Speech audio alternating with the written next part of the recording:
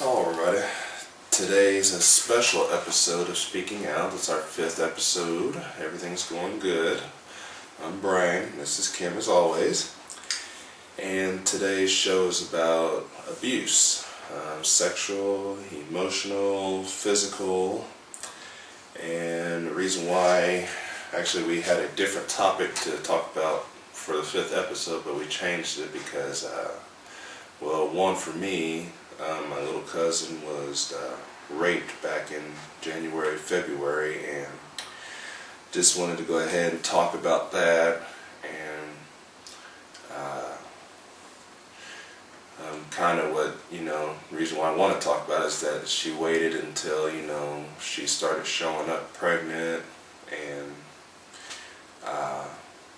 kind of hid it for a while until, it was just pretty much time to let it out. And I think a lot more could have gotten done if she had let it out, earlier. But, the way my family is, I mean, anything could be taken off. And then, as our family is more action first than sitting and listening second, so. Yeah. So, what area do you want to go into first? Let's go ahead and get the sexual one. Okay. Pretty much this clip is going to be about sexual abuse, and right now basically the one thing I can say first and foremost is if it's happening, get it out now. Let's go ahead and get that guy or girl, I mean it does happen, Yeah. Get them in jail, get them prosecuted. I mean, I know it's easier to say it than it is to do it, but, that's, best, the way I think about it is if you get them in trouble now, not only are you making yourself feel better that they're gone away forever, you're actually saving another person from either being killed or raped, like in that fashion, or even worse, Yeah, absolutely. And, there's also that possibility that, even though the way our system's set up is not to really personally empower anyone, in my opinion, but there are resources out there for people that have that behavior to get help. One of the classes that I took was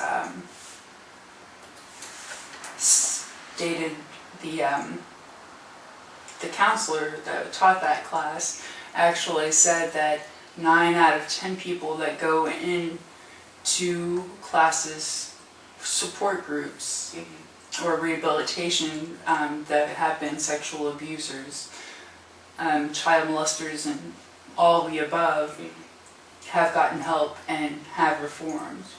So, I mean, that's always a possibility. I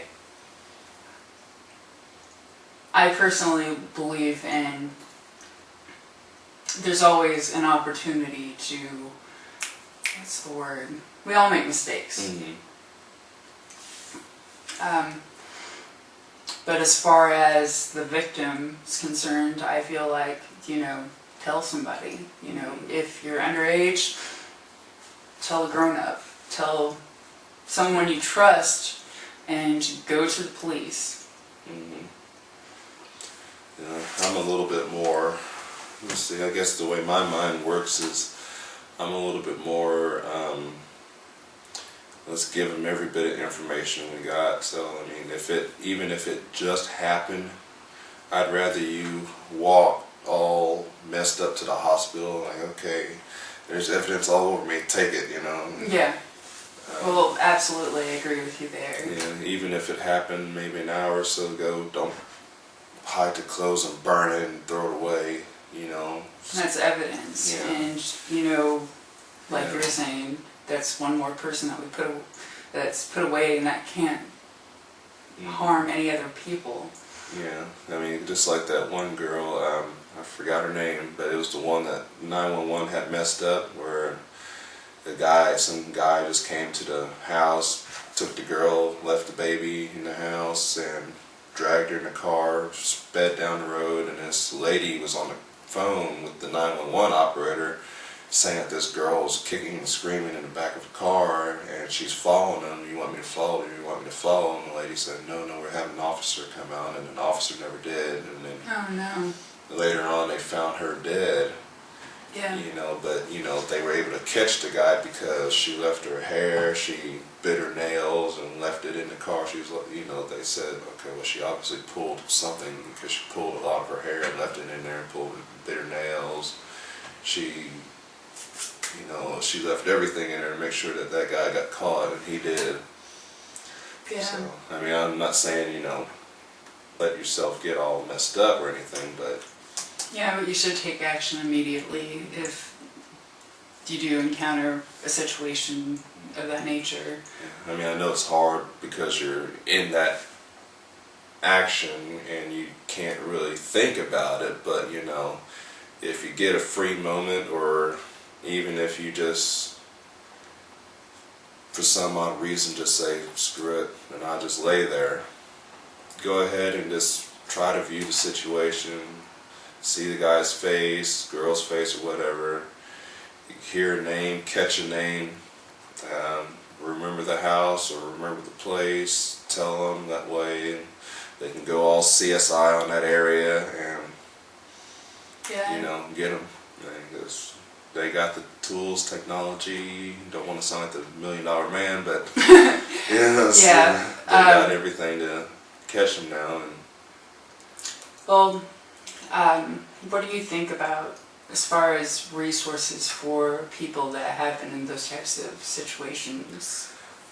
honestly, my thing about it is, if they can't openly talk to somebody, it doesn't hurt to get into a group, a room full of people that don't know you, that they're not going to judge you. Yeah. I mean, it's easy to do that because they're not gonna. The only person that's gonna sit there and try to help you is everybody in that group, because they have their own experiences too. Yeah. There's I know in this area people that know us personally could probably could get in contact with us. As far as resources here locally, there are support groups for sexual abuse. There's also Lafayette House, and Lafayette House is, I believe, a nationwide program as well. I'm not sure. I haven't heard about it anywhere else, but I mean, I know they have some here in the 4 states. Yeah. And also another great resource is womenslaw.org, and its resources, it's a website, www.womenslaw.org, and it has different resources by state and for women and children in domestic violence, sexual abuse cases. So there's a lot of help out there. It's just opening your eyes and ears and asking the right questions. Also, local police departments probably have these same resources as well, and the Division of Family Services. Yeah.